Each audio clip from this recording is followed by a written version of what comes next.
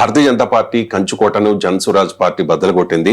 బీహార్లోని బన్కీపూర్ నియోజకవర్గానికి జరిగిన ఉప ఎన్నికలో ప్రశాంత్ కిషోర్ గెలుపొందారు. భారతీయ జనతా పార్టీకి షాక్ ఇచ్చిన ఫలితం ఇది. 3 దశాబ్దాలుగా ఓటమి ఎరుగని స్థానం భారతీయ జనతా పార్టీకి.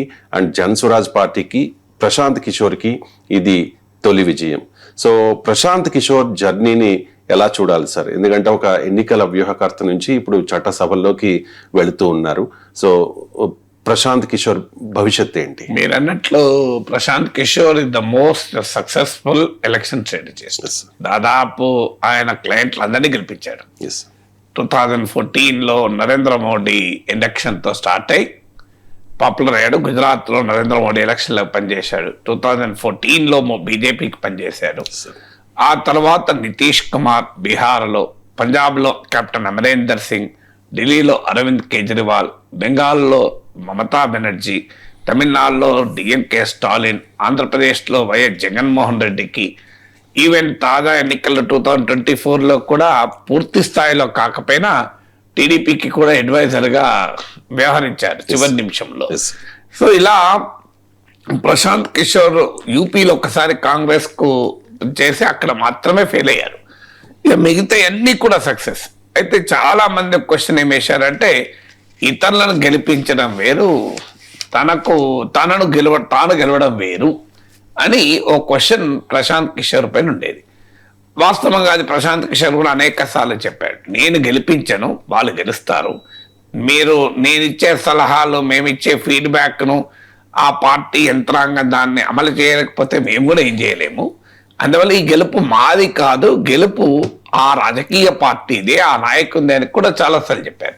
చెప్పినా కూడా ప్రశాంత్ కిషోర్ పైన ఈ విమర్శ తప్పలేదు. అంటే ఇతను ఎలక్షన్ స్ట్రాటజిక్గా పనికొస్తాడు తప్ప తన గెలుపుకు పనికిరాదు అని ఆ వాదన ఆయన పార్టీ పెట్టినప్పటి నుంచి ఉంది. 2025 బీహార్ అసెంబ్లీ ఎన్నికల్లో ఘోర పరాజయం తర్వాత చూడండి ఈ వాదన వ్యాలిడేట్ అయింది. ప్రశాంత్ కిషోర్ పని అయిపోయింది. ప్రశాంత్ కిషోర్ రాంగ్ డెసిషన్ తీసుకొని అనవసరంగా రాజకీయాల్లోకి వచ్చారు.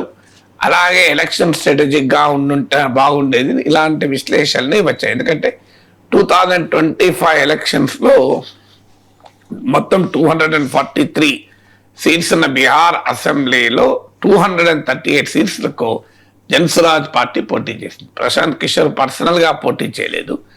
అందులో కేవలం 3.4% మాత్రమే ఓటింగ్ వచ్చింది. కేవలం 2 సీట్లలో డిపాజిట్ దక్కింది.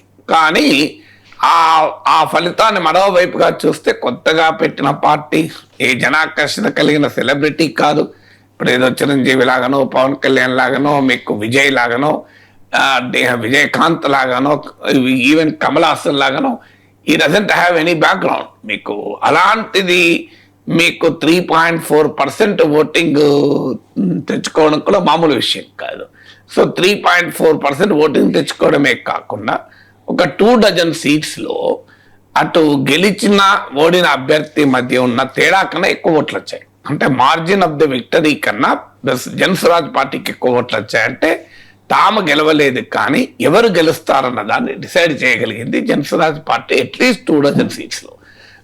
ఈ బ్యాక్గ్రౌండ్ నుంచి ఇక ప్రశాంత్ కిషోర్ ఏం చేస్తాడో అనుకున్న సమయంలో ఈసారి వెరీ వెరీ రిస్కీ గ్యాంబెట్ తీసుకున్నాడు. చాలా మంది ప్రశాంత్ కిషోర్ అన్నాడు ఎలక్షన్ల ముందు, సాధారణంగా ఎవరైనా అరంగేట్రం చేయాలనుకున్నప్పుడు సేఫ్ సీట్ తీసుకుంటాడు, కానీ నేను మోస్ట్ డిఫికల్ట్ సీట్ ఎంచుకున్నాను అన్నాడు.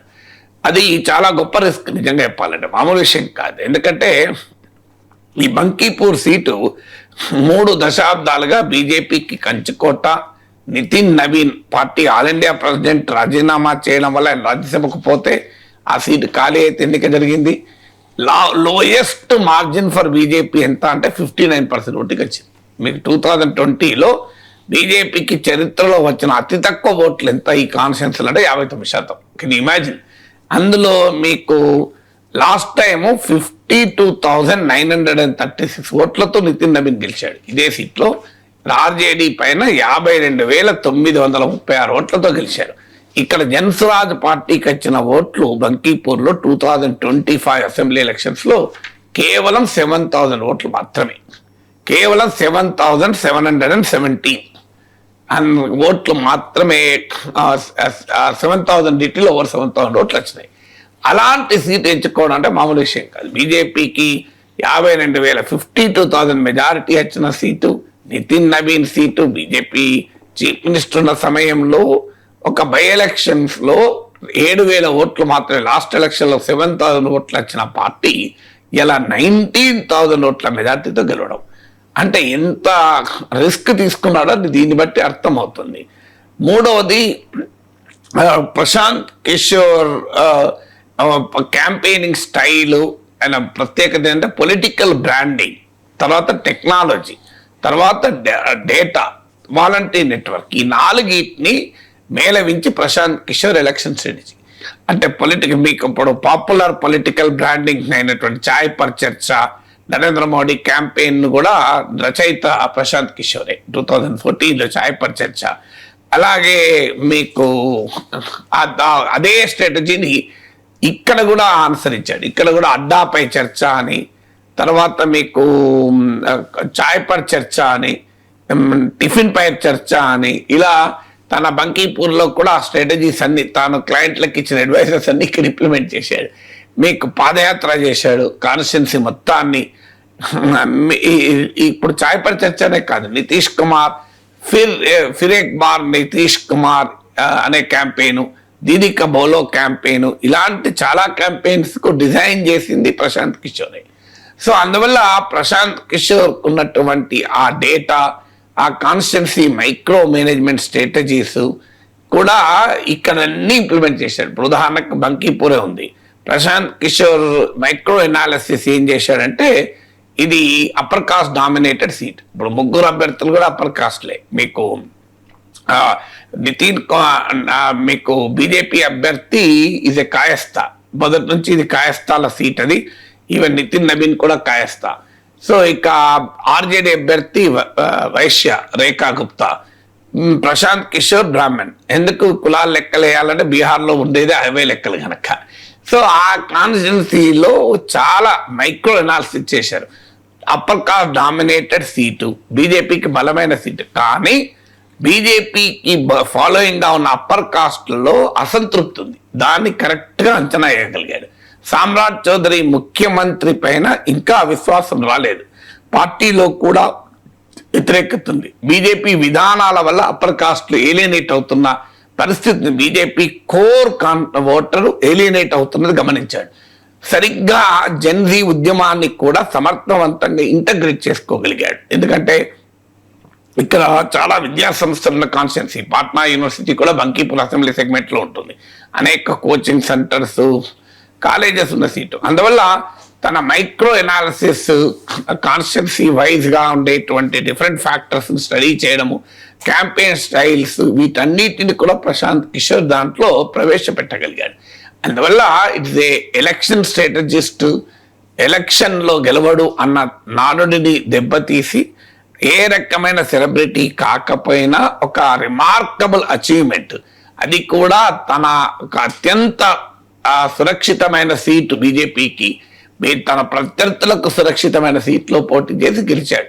ఇక ఫ్యూచర్, పొలిటికల్ ఫ్యూచర్ అంటారా, డెఫినెట్ గా స్ట్రెంత్ రీత్యా ఆర్జేడీ ప్రధాన ప్రతిపక్షం కావచ్చు, మహాగఠబంధన్ ప్రధాన ప్రతిపక్షం కావచ్చు, కానీ ఖచ్చితంగా రేపటి నుంచి బీహార్ రాజకీయాలలో Prashant Kishor will be a focal point.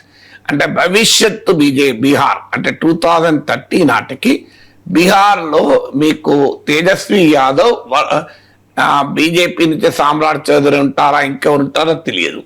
మీకు లాలూ యాదవ్, నితీష్ కుమార్ ఎలా అయిపోయింది కనుక ప్రశాంత్ కిషోర్ వర్సెస్ తేజస్వి యాదవ్, ప్రశాంత్ కిషోర్ వర్సెస్ సామ్రాట్ చౌదరి అనేటువంటి యొక్క లీడర్షిప్ ప్రొజెక్షన్ అనేది బీహార్ ముందుకు వెళ్తుంది.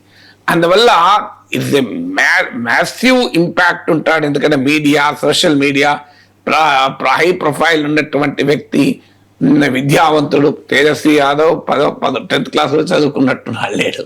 సో మీకు అలాంటిది హైలీ క్వాలిఫైడ్, మీకు బీహార్ అసెంబ్లీలో ఒక స్టార్ అట్రాక్షన్ గా మారిపోతాడు. ఒక్కడే ఉన్నా కూడా ఒక మేజర్ అపోజిషన్ వాయిస్ గా కూడా మారిపోతాడు. అందువల్ల బీహార్ పాలిటిక్స్ గణనీయంగా ఇంపాక్ట్ చేస్తాడు. దేశ రాజకీయాలలో కూడా ప్రశాంత్ కిషోర్ విక్టరీ ఒక క్లియర్ సిగ్నల్ అయితే పంపిస్తుంది.